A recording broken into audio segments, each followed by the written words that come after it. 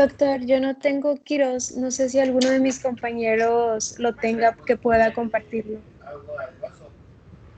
Por favor, compartan eso.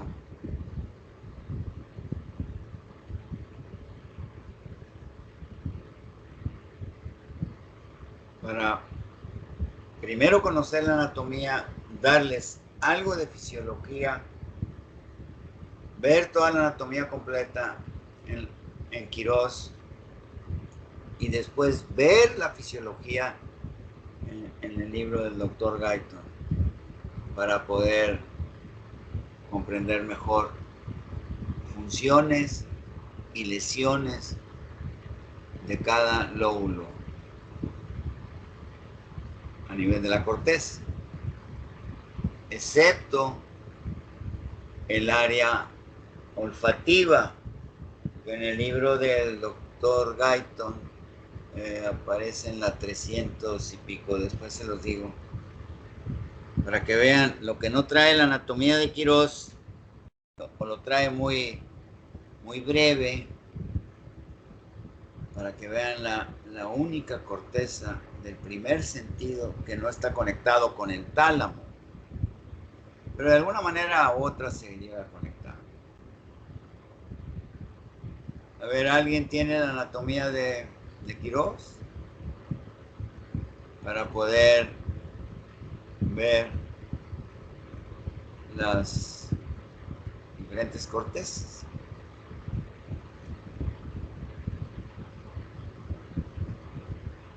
Silvia, usted fue alumna mía, ¿verdad? En fisio, ¿verdad? Silvia Ruiz. ¿Sí, Sí, o no? Su mamá es enfermera, ¿verdad? Sí, Está bien. Usted fue alumna mía, fisio 2. Si mal no recuerdo, en fisio. en el ¿mande? No, sí, en fisio 2. Fue en el 103 abajo, ¿verdad? En el edificio nuevo. ¿Sí, verdad? ¿O no? Creo que sí. Sí, ¿verdad? Sí. Así me acuerdo más de los salones en donde pues yo impartía clases. Ese 103, Y el ¿verdad? salón largo. Ajá. Exacto. Sí. Y tenía el clima ahí muy fuerte ahí al estar sentado. Sí, estaba bien cerrado también. Sí. Una puerta, nada de ventanas y el aire bien frío. Sí. Y los que vendían gas y todos esos. Está bien, Silvia. Qué bueno, fíjese, ya están por salir. Qué bueno.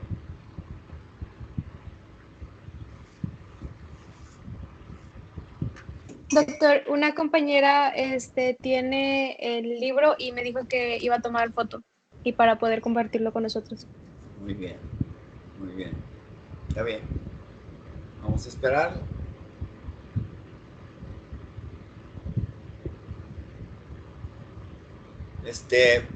Tengan mucho cuidado. Están llegando más, por lo menos al IMSS, pacientes con COVID. Este fin de semana fallecieron, no sé si 17, recuerdo el número. En este fin de semana en el 270. Hace días había más de 50. Llegaron a tener 100 y pico. ¿Por qué? Porque no se cuidó la población. Y celebraron a la abuela, a la madre, los nietos o los hijos. Llegaron a enfermar a los viejos. Entonces, tengan mucho cuidado.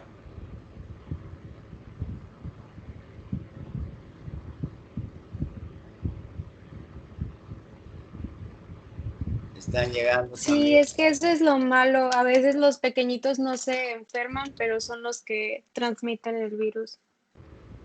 Sí, pero fíjese, me decía mi hija que se están viendo pacientes muy chicos de edad, Y eso puede obedecer, estoy suponiendo, no tengo las pruebas, a que su sistema inmune está débil porque no corren, no se distraen, están bajo presión, bajo tensión. Cuando vimos en endocrino, en Fisio 2, y que ahorita lo estoy viendo, ya concluimos todo el libro, no todo el libro, ¿verdad? Pero hasta suprarrenales, ya tenemos tiempo para repasar para el examen ordinario.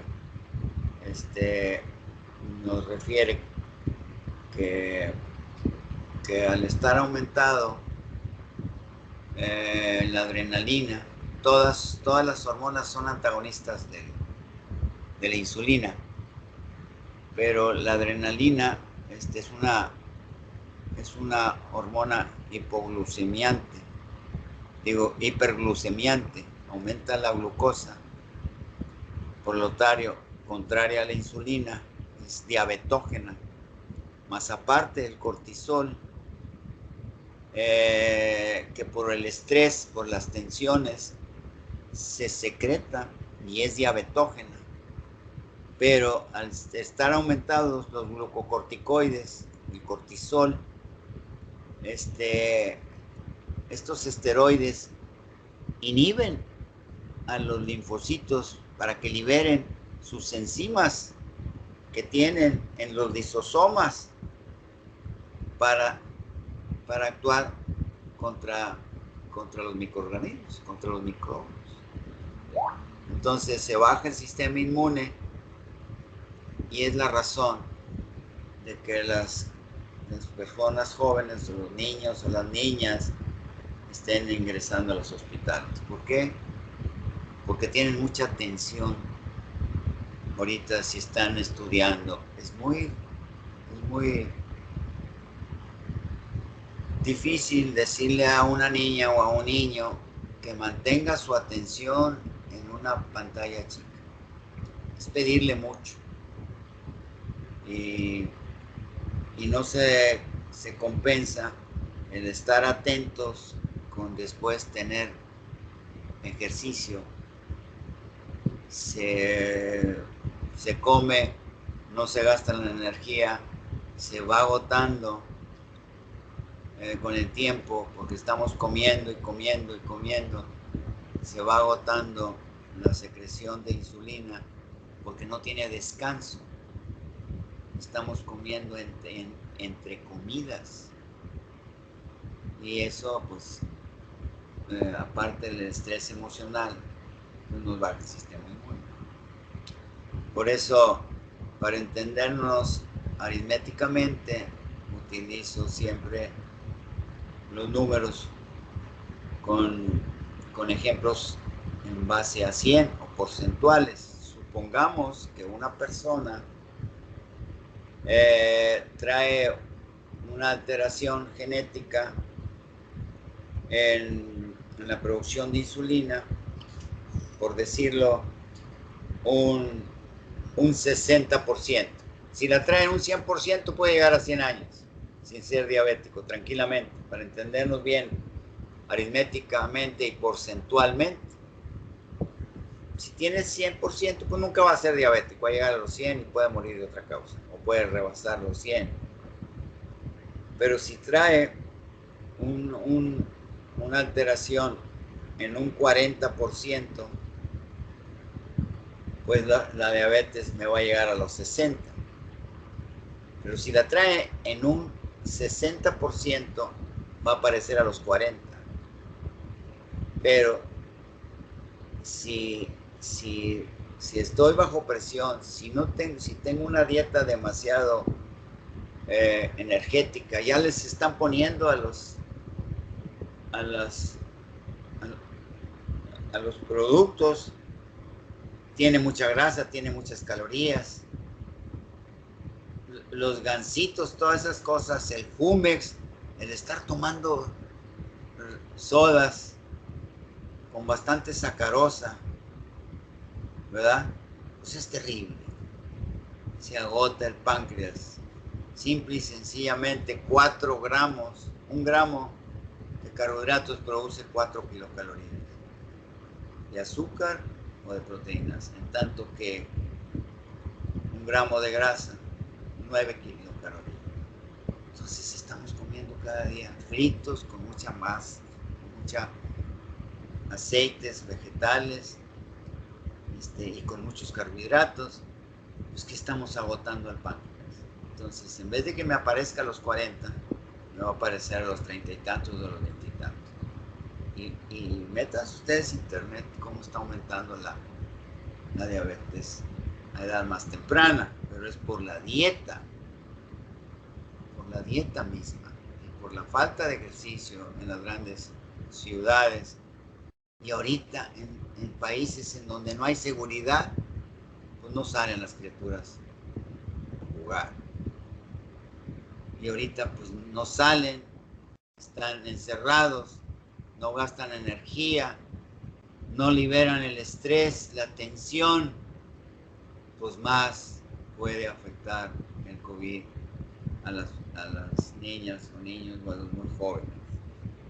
Eso es la explicación lógica, con bases psicológicas, con bases bioquímicas, con bases endócrinas, que me hace pensar así. Vamos a subir más la imagen, a ver si la puedes subir, para explicar este corte de este hemisferio, que es un hemisferio el que estamos viendo derecho. Y así tenemos desde la parte de abajo, lástima que yo no pueda usar el cursor, pero usted si lo puede usar, póngalo en donde está el bulbo raquídeo, en la parte más abajo, y luego donde está la médula, y luego el bulbo, por eso le llaman médula oblonga, ¿verdad? Que se hace, la médula está uniforme y luego se distiende. Y luego la protuberancia que está partida por la mitad, y en la parte de atrás tenemos el cerebelo, ¿verdad? Y luego más arriba un pedacito del mesencéfalo, por arriba de la protuberancia. Y luego más hacia arriba del mesencéfalo pues está el hipotálamo. Y luego está el tálamo, con una comunicación como la cisura, como la intertalámina, se une un tálamo con otro. Y luego más arriba del tálamo está el trígono, que comunica a un hemisferio, digo, a un tálamo con otro, y luego está el septum lucidum más hacia arriba, y luego está el cuerpo calloso, y entonces sí, ya está la cara interna del hemisferio. Así. Entonces, así lo podemos describir, y vemos una pequeña parte de la porción anterior del lóbulo temporal, ¿verdad? Y así vemos el cuerpo calloso, por detrás el tálamo, y luego la glándula pineal, que debe de estar más abajo, la glándula pineal, o los tubérculos cuadrigéminos que están atrás, que están abajo, los superiores de la vía visual y los inferiores de la vía auditiva. Y es lo más significativo. Esta figura también nos marca como en el número 12, que sería la cisura de Rolando, nos divide hacia adelante el lóbulo temporal, hacia atrás el lóbulo parietal, hasta donde está una incisura, ¿verdad? Que delimita el lóbulo occipital. De la siguiente, por favor. Qué lástima que no pueda manejar el cursor. Me dijo una alumna del otro grupo que por Zoom me podían prestar el cursor. Le digo, pues necesitan enseñarme porque yo no sé. Vamos a ver este corte. La bóveda de los lóbulos frontal, parietal y occipital se cortó. Por eso es un corte coronal, ¿verdad? que nos deja, no, es un corte coronal, no es coronal, perdón. Es un corte horizontal que nos deja una parte inferior y otra superior que la quitamos, la retiramos. ¿Para qué? Pues para ver en la parte media de adelante como un reloj. Dice cisura interhemisférica y más abajo sería el cuerpo calloso, que aquí se llamaría el rodete, que sería anterior. Y más hacia abajo, dos rayitas, que sería el septum lúcido del lado izquierdo y del lado derecho, que topa con el trígono que se cortó aquí. La parte más anterior del trígono se cortó. Y luego vemos hacia afuera, en la profundidad del lóbulo frontal, son los ventrículos laterales. Los ventrículos laterales, en eso todo oscuro, negro. Y ahí, en estos ventrículos laterales, frontales, y a la vez laterales, porque hay uno izquierdo y hay otro derecho. La cabeza del núcleo caudado. Y ahí tenemos la cabeza del núcleo caudado. Con las venas, la tálamo estriada, que están delimitadas ahí. Y atrás, en la línea media, forman la ampolla de Galeno. Galeno, un anatomista del primer siglo, del inicio del segundo siglo,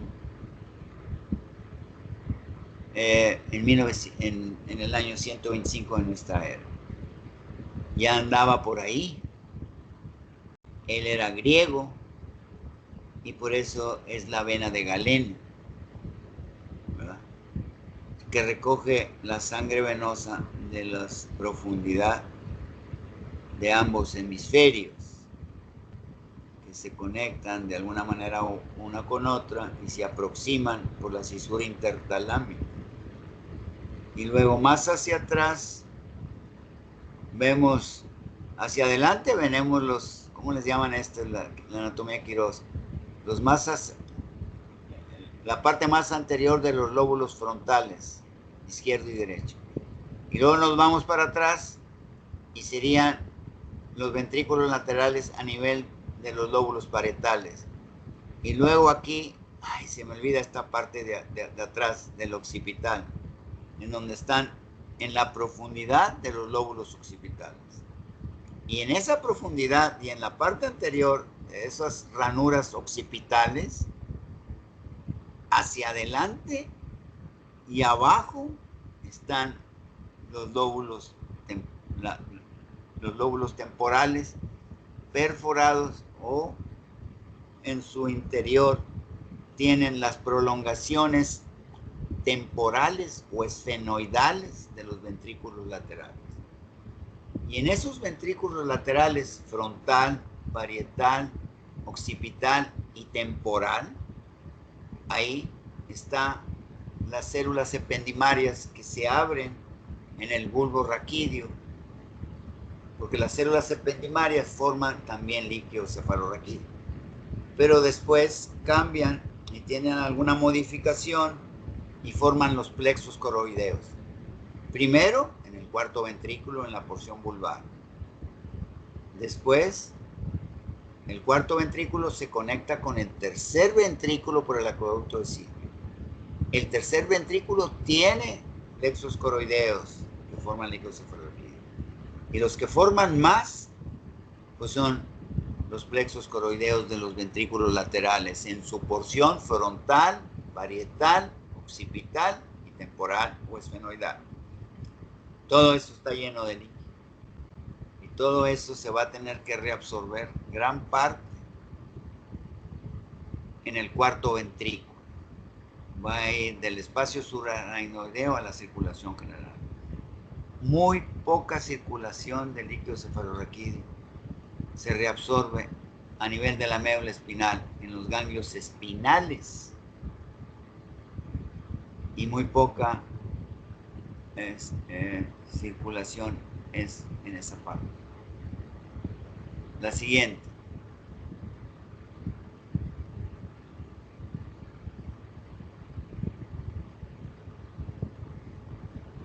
Son varias páginas. Ahí está. Es una superficie por su cara exterior y los ganchos abren para distender la cisura interhemisférica y ver la parte anterior del cuerpo calloso que se llama rodilla, perdón. Denle la siguiente. Vean cómo están las circunvoluciones. Y aquí en la siguiente ya nos describe más bonito algunas áreas que no habíamos visto. Todo lo que es basal nos los está describiendo aquí. Desde el mesencéfalo, que está trabajada por ese estilete, que esa punta de ese estilete está por detrás del mesencéfalo, ¿verdad? Ese espacio, ¿verdad? Que se cierra hacia atrás, que se llama la cisura de Bichara. Y en el mesencéfalo, donde está atravesado ese estilete, en la parte anterior hay dos rueditas, que son los núcleos rojos del mesencéfalo. Y que esos núcleos rojos, como es del segundo nivel, son nervios, son neuronas motoras subconscientes.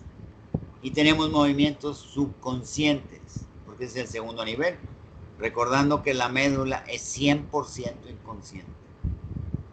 Es 100% autónoma. No necesita del segundo, menos del tercero nivel, para trabajar sola. Porque ha habido lesiones y se vuelve una médula primitiva, como en el recién nacido, nomás para tener movimientos muy primitivos y reflejos. Pero en tanto que el segundo nivel es subconsciente, es subcortical y mantiene pues desde el bulbo movimientos muy primitivos, protuberancia que participa con neuronas de relevo que vienen de la corteza o que suben hacia el tálamo, hacia el mesencéfalo y al tálamo, y a los núcleos basales y a la corteza. Por eso vemos hacia adelante esas dos rueditas que son los núcleos rojos, y hacia los lados, se ve mejor del lado derecho de la figura, es el locus niger, un acúmulo de neuronas que producen dopamina, que regulan los movimientos que se inician sobre los núcleos basales, que en el Parkinson se pierden esas neuronas y van perdiendo los movimientos controlados, subconscientes, pero que regulan para iniciar los movimientos después de recibir información de corteza sensitiva, motora, y luego motora al cerebelo, y del cerebelo al tálamo, del tálamo a los núcleos basales, de los núcleos basales a la corteza, y de la corteza otra vez al tálamo, y del tálamo otra vez a la corteza motora primitiva para hacer un movimiento fino. Ese es el locus niger. La siguiente. Y atrás vemos los lóbulos temporo-occipitales. Ahorita lo vamos a ver. Dele.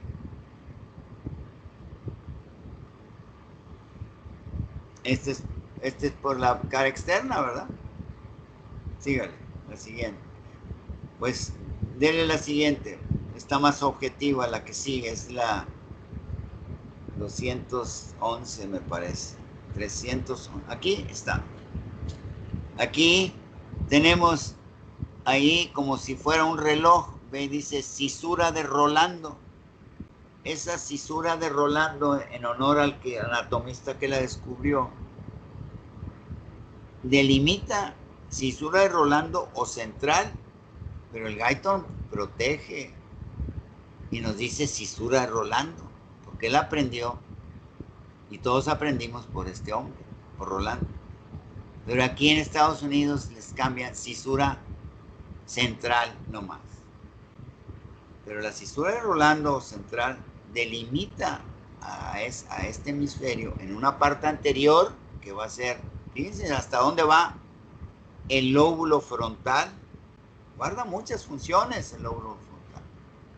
Y hacia atrás el lóbulo parietal, que termina, y nomás Quiroz nos los dice, cisura perpendicular externa. Ahí se acaba y nos los pone con esas llaves tan bonitas. Allí se acaba el lóbulo parietal. Y para abajo inicia el lóbulo occipital. Y lo delimita. Es una fregonada el doctor Quiroz. Nos dejó mucha información. Porque casi ninguna anatomía que yo he visto nos los dice así. Y así lo debemos de aprender.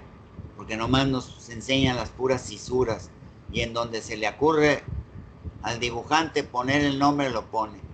Pero no, el doctor Cortés fue mi maestro de anatomía. El doctor Quiroz nos delimita muy bien. La cisura central lo divide el hemisferio en un anterior y en otro posterior, que es el parietal y el occipital. Pero el parietal y el occipital está delimitado por esta cisura perpendicular externa. Y la cisura de Silvio divide al hemisferio en una parte superior y en una parte inferior. La inferior es la primera circunvolución temporal, la segunda y la tercera circunvolución temporal, que nos los va a decir que por la cara inferior o basal del hemisferio, de los hemisferios, nos delimita la temporo-occipital, la tercera, la cuarta y la quinta, cosa que ninguna anatomía que yo haya leído nos los delimita también. Entonces ya tenemos una idea en nuestra mente, todos los límites del lóbulo frontal, del lóbulo parietal, del lóbulo temporal y del lóbulo occipital, por su cara externa. Y así es por su cara interna. Ponga la cara interna para ver.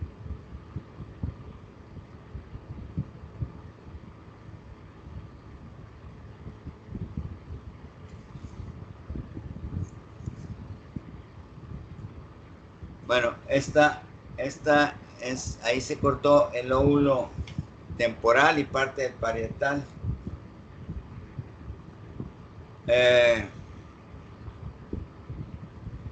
Para ver el lóbulo de la ínsula se llama. Ínsula quiere decir isla en griego. Está en esta profundidad, es por donde emerge la arteria, la rama cortical de la arteria cerebral media, que la vamos a ver en la anatomía de Lohar, en la página 608, y nos los colorea ahí el territorio de cada arteria, la cerebral anterior, la cerebral posterior, y la cerebral media y la cerebral posterior.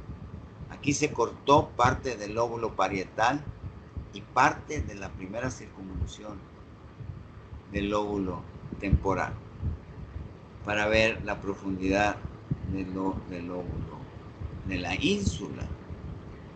En este lóbulo de la ínsula guarda conexiones con el gusto.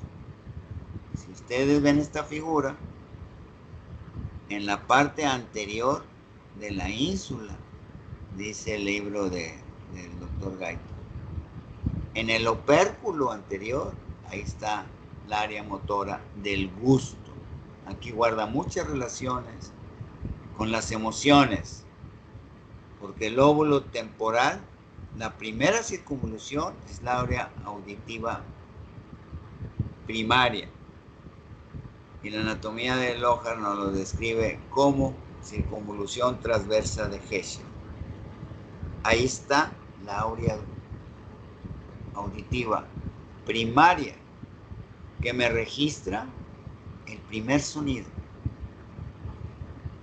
Inútero se empezaron a grabar los sonidos que en cualquier parte de cualquier lóbulo de la corteza, aún la olfatoria, que no aparece aquí en la anatomía del Lohar, viene muy bonita, muy complicada, también viene aquí, pero no tan dibujada como la anatomía del Lohar.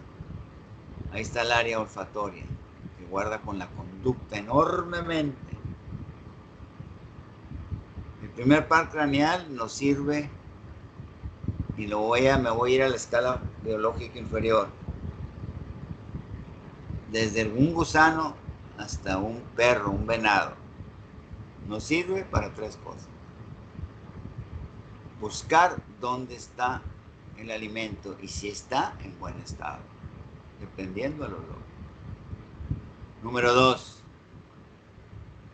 reconocer a la otra especie o género para poder reproducirse. Número 3, para registrar a los depredadores, a los que nos van a matar. Primero por el olfato, no tanto por la visión.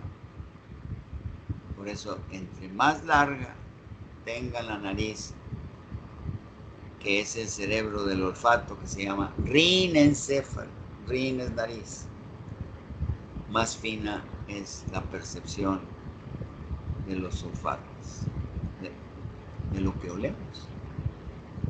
Entonces, por eso este lóbulo de la ínsula está la corteza del gusto, ¿verdad? Que en los animales y en nosotros nos ayuda para distinguir si el alimento está bueno o no. Primero con el olfato y después con el gusto, antes de meternos a la boca.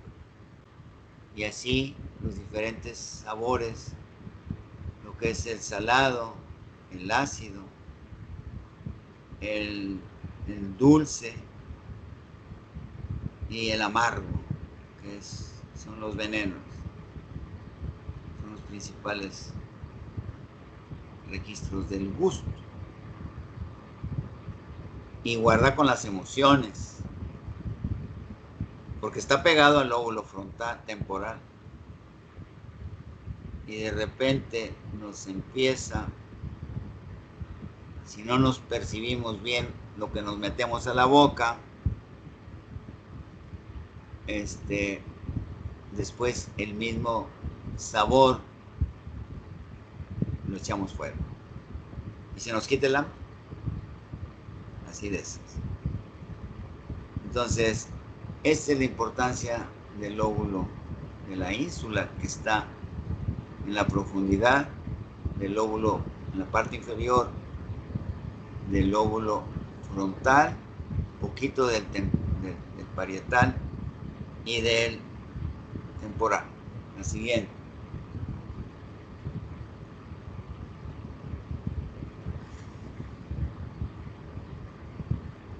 Aquí vemos la cara interna, ¿verdad? La cara interna del hemisferio. Y tenemos primero en el todo se dice circunvolución frontal interna. Ahí la primera circunvolución frontal interna, todo eso hasta atrás, casi hasta el lóbulo cuadrilátero, todo ese es territorio de la arteria cerebral anterior. Tanto la parte superior de la cara externa como la cara interna. Lo vamos a ver en la anatomía del ojo. Y abajo, en donde está, no sé qué número es, no lo alcanzo a ver. No lo marca.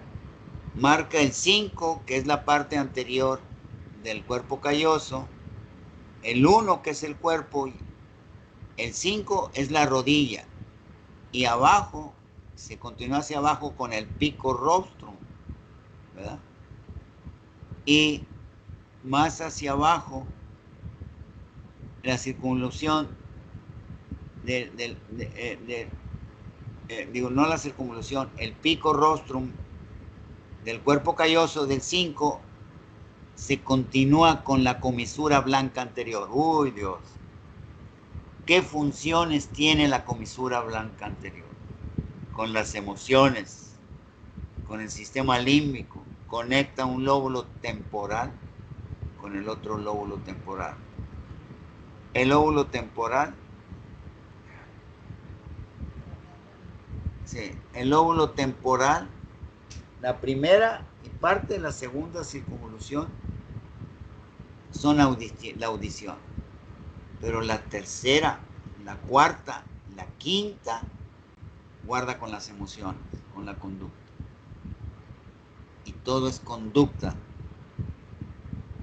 desde la parte de la segunda, tercera, cuarta y quinta, y la más anterior, que ahorita la vamos a ver.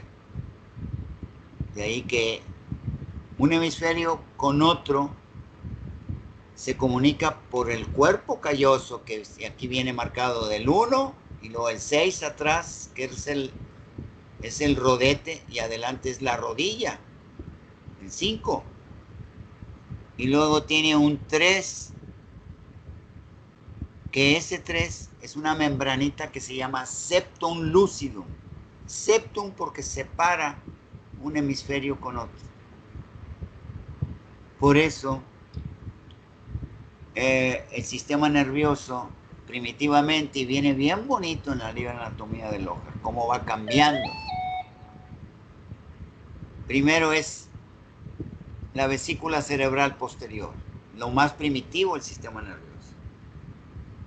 La vesícula cerebral posterior es todo médula, y parte, muy poca parte del bulbo raquídeo. El bulbo raquídeo y parte de la protuberancia y parte del cerebelo. Es lo más primitivo. Esa es la primera vesícula cerebral o posterior. Va a formar médula, bulbo raquídeo, protuberancia y cerebelo. El mesencéfalo es la vesícula cerebral media, que aquí no aparece. Y el telencéfalo, tele es lo más, si el mesencéfalo es la mitad del encéfalo, el telencéfalo, la vesícula cerebral anterior o más nueva, menos primitiva, se va a formar la vesícula cerebral anterior en una interna primitiva, que va a ser el diencéfalo. Di, prefijo 2, encéfalo. Y por eso vamos a tener un tálamo derecho, que es el 4 ahí, y un tálamo izquierdo. Y así se divide la vesícula cerebral anterior en diencéfalo o cerebro medio, que incluye de adentro hacia afuera el septum lucidum, el tálamo y los núcleos basales de esta vesícula cerebral anterior. Y el telencéfalo de la vesícula cerebral anterior más evolucionada me va a formar todos los hemisferios. Por eso es teleencéfalo. Tele lo más lejos del encéfalo. Y eso es la vesícula cerebral anterior. En una interna o diencéfalo, dos tálamos, dos núcleos basales izquierdos y derechos. Pero todo se inicia a partir de esa telita, el número 3. Si mal no me recuerdo, es el septum lucidum, ¿ve? Aquí lo dice aquí abajo, no lo había visto, no lo había leído. Es el septum lucidum. Y así el septum lucidum separa un encéfalo del otro, y un encéfalo con del otro se comunican o por el cuerpo calloso, que es el número 1, el 5 y el 6, y luego hacia abajo por el trígono hasta cierto punto. Por el cuerpo del trígono se comunica un hemisferio con otro. Y lo más tremendo es la comisura blanca anterior, que une un lóbulo temporal para oír bien de un lado y otro, y para la conducta de un lóbulo temporal a otro. Y así es como se comunica un hemisferio con otro. Cuando hablamos del sistema nervioso, ¿qué son? Nos falta poco. Y no hemos salido. No hemos avanzado mucho, pero considero que estoy haciendo el mejor esfuerzo para recordarles una neuroanatomía que la traen muy olvidada. ¿Por qué? Porque no tuvieron una anatomía una neuroanatomía, sino fueron clases magisteriales que yo le impartí y hice el mejor esfuerzo por tratárselas. Pero la anatomía se aprenda viendo tanto los dibujos como el cadáver o dibujando. Entonces, es así como dentro de un hemisferio con otro se puede unir de diferentes formas. Por fibras que van de un mismo lóbulo a otro lóbulo. Fibras de asociación. Y así tenemos fibras de asociación en la corteza motora primaria con la secundaria. La primaria me dice una cosa, me registra una cosa, y la secundaria me da más información de esa cosa. Siempre pongo el ejemplo del área auditiva, que es más fácil, es el primer sentido que desarrollamos, porque in útero ya conocemos a la voz de nuestra madre, y a la voz de nuestro padre, de nuestros hermanos, de nuestra abuela, antes del alumbramiento, ya los conocemos. Los primeros sonidos ahí, en el área auditiva primaria, se llaman improntas. Todo lo que percibe todo el hemisferio y lo registra, desde el olfato hasta la visión, a la sensibilidad somatoestésica de todo el cuerpo, al área visual y al área primero olfatoria, todo se registra la primera información como impronta cuando lean una neuroanatomía o neurofisiología. Ahí ya nacemos con conocer el área, en esa área temporal primaria o circunvolución transversa de Hessel, el sonido de nuestra madre, su voz, de nuestro padre y de nuestros seres queridos. Y ahí estamos percibiendo el latido cardíaco de nuestra madre.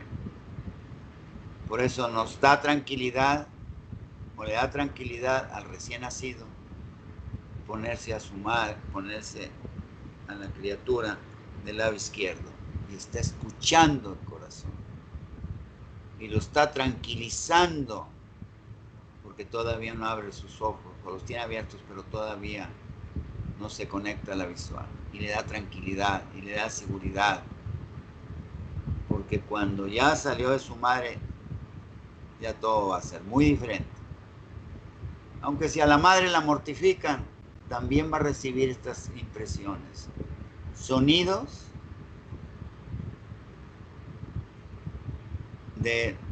con otra tonalidad y cambios circulatorios y cambios de esa circulación que va a difundir la adrenalina hacia él y lo va a agitar a él, aunque no quiera, y se va a dar cuenta. De ahí que en sus áreas más primitivas de sus hemisferios va a registrar toda esta información. Todo lo que la madre percibe, todos los cambios circulatorios, todo el alcohol que pueda tomar la madre, toda la droga que pueda, no solamente tomar la madre, el mismo olfato de la madre, y está comprobado en periodos críticos, en el desarrollo de ciertas áreas del sistema nervioso, por estar de fumador pasiva, la madre le puede producir cambios anatómicos y fisiológicos muy importantes. Porque vayan a la medicina interna en el Harrison, lo leí en la 11ª edición, ahorita va la 20ª. En ese libro dicen 2000 y pico de sustancias, y ahora han encontrado más. y van a entrar a la circulación materna por la percepción del olfato y le van a llegar a él, y puede haber cambios anatómicos y fisiológicos muy importantes. Ya está comprobado esto, para que vean que el primer par craneal por el olfato se va a la circulación todos los olores y puede perjudicar al producto. Entonces, volviendo, en el área auditiva primaria, siempre les pongo este ejemplo, voy caminando yo en la calle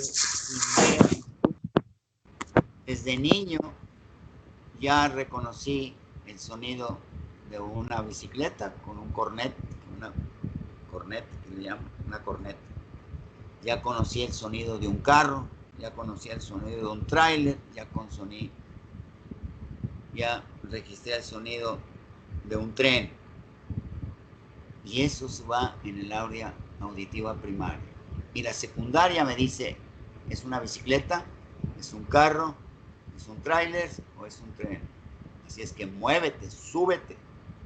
Pero todo me llegó primero por el oído. Y es el ejemplo más práctico, porque es el primer sentido que todavía inútero se desarrolla. Y después se va a conectar con los diferentes lóbulos. Bueno, pues cambia la figura. Vamos a ver.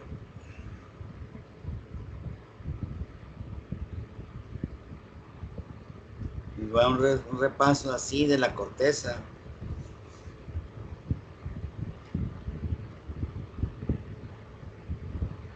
Dele, para ver la cara interna, pero ya delimitada. Aquí la está. Nadie lo hizo. Y el doctor Quiroz no los dejó. Ahí está. Toda la primera circunvolución frontal. La primera circunvolución frontal, tanto por la cara interna como la cara externa. Son territorios de la arteria cerebral anterior. Hasta donde dice, si mal no recuerdo, por detrás de la cisura de Rolando. Todo ese es territorio de la cerebral anterior. Y ahí tengo la conducta, el super yo. ¿Sí? ¿Por qué? Porque voy a empezar con el lóbulo parietal. Les dije que el lóbulo, con el lóbulo temporal. Les dije que el lóbulo temporal tiene funciones auditivas en la primera y segunda circunvolución. Pero de la tercera a la quinta, todo es emociones, todo es conducta. Todo es conducta. Y así tenemos la circunvolución temporo-occipital, tercera, la cuarta, temporo-occipital, y la quinta. Y en donde el doctor Quiroz nos delimitó y puso la circunvolución del hipocampo, ahí está el primer aprendizaje después del nacimiento. De todo lo que sentimos, ¿verdad? De todo lo que sentimos, presión, tacto, temperatura, de todo lo que vamos a oler, se va a registrar primero en el área olfatoria, en la profundidad de donde está el gancho del hipocampo. Necesitamos ver la anatomía del ojo para entender eso. Pero ahí va a estar todo el aprendizaje. Primero, la motivación. Así es el sistema límbico. Motivación.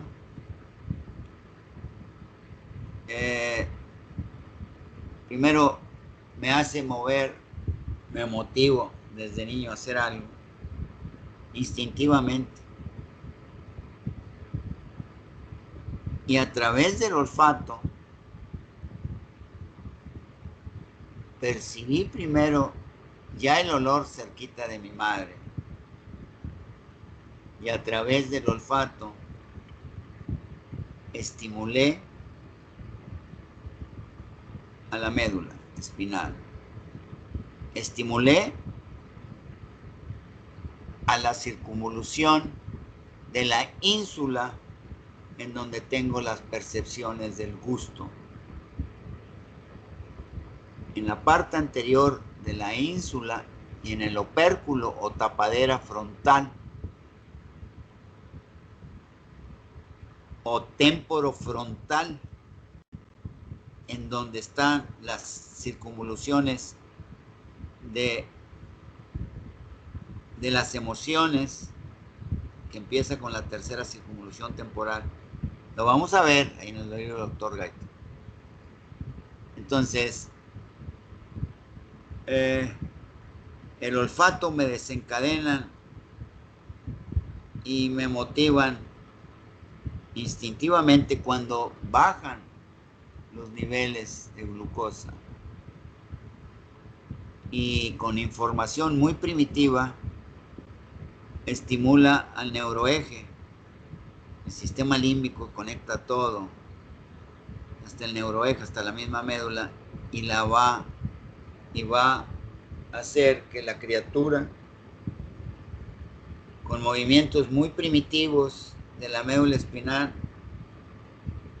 y con movimientos de flexión, extensión y a su vez movimientos combinados, cruzados, como lo especifica la fisiología del Dr. Guyton, tiene movimientos como una viborita, raptantes.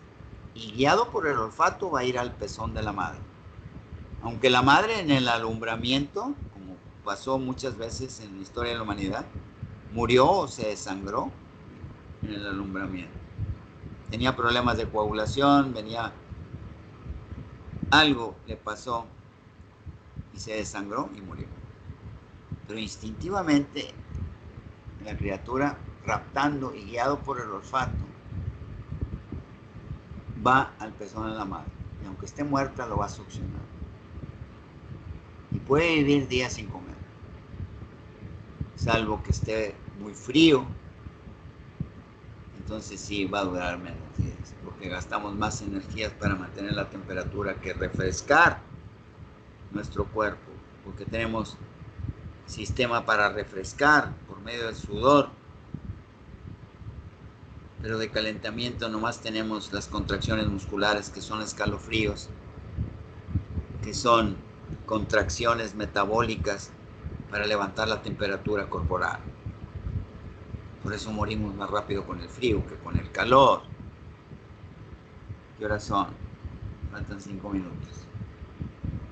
Y todo ahí primitivamente en donde dice el hipocampo y gancho del hipocampo.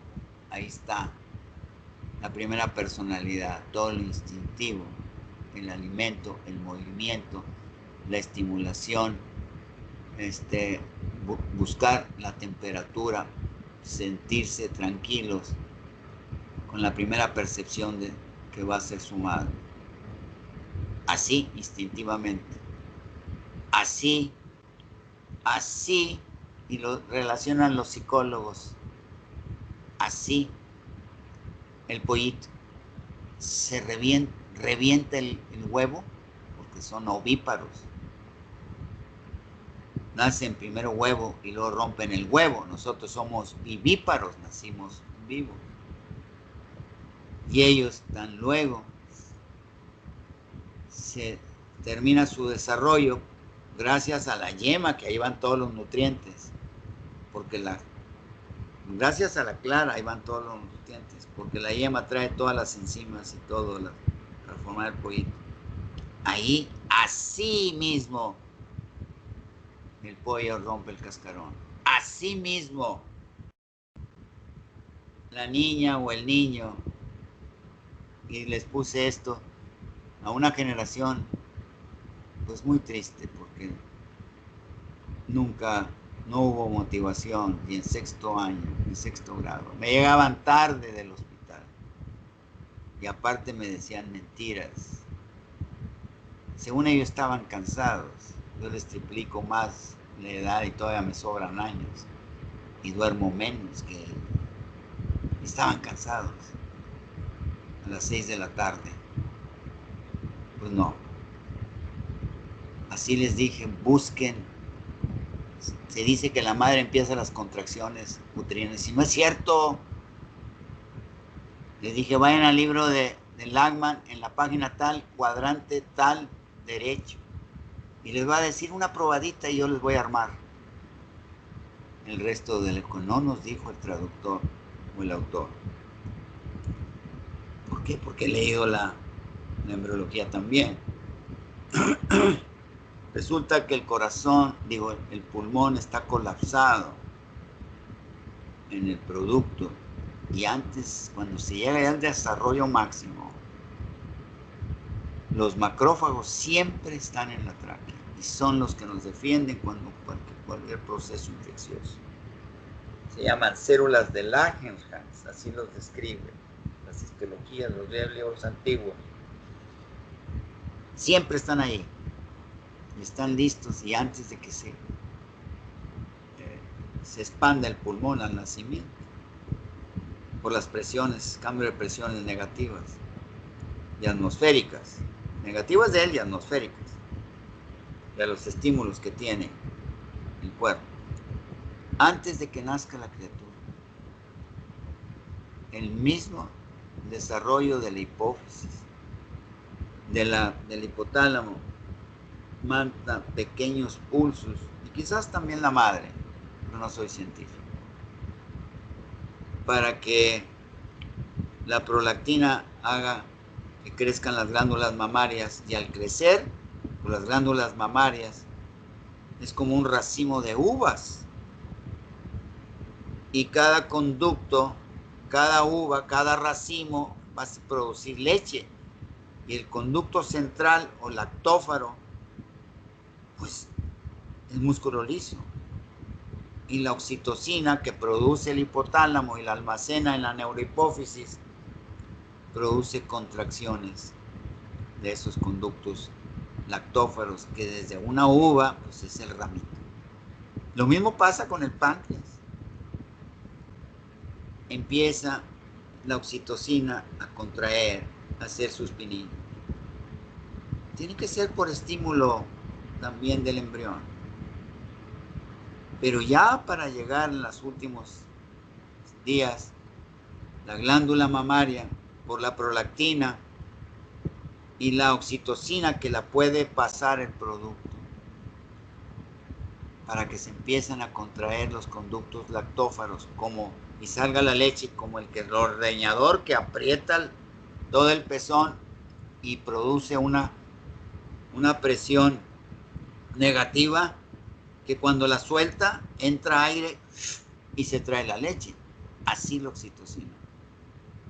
Y ese macrófago sale de la tráquea, va a la circulación de la madre y avienta una sustancia, una prostaglandina, porque las prostaglandinas pueden ser vasodilatadoras o vasoconstrictoras, y entra esta sustancia, así lo refieren, la circulación materna, y entonces sí estimula enérgicamente al hipotálamo, a la alta producción de oxitocina y a los pulsos enérgicos ya de oxitocina, que van a actuar sobre el fondo uterino para iniciar las contracciones, para expulsión del inquilino. Así les puse.